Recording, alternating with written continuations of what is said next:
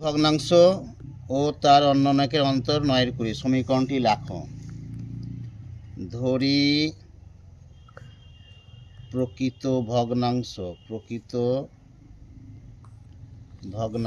হচ্ছে x, যেখানে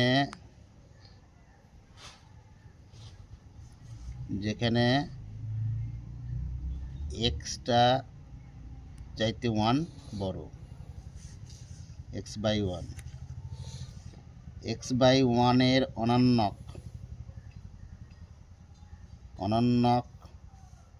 কত 1/x।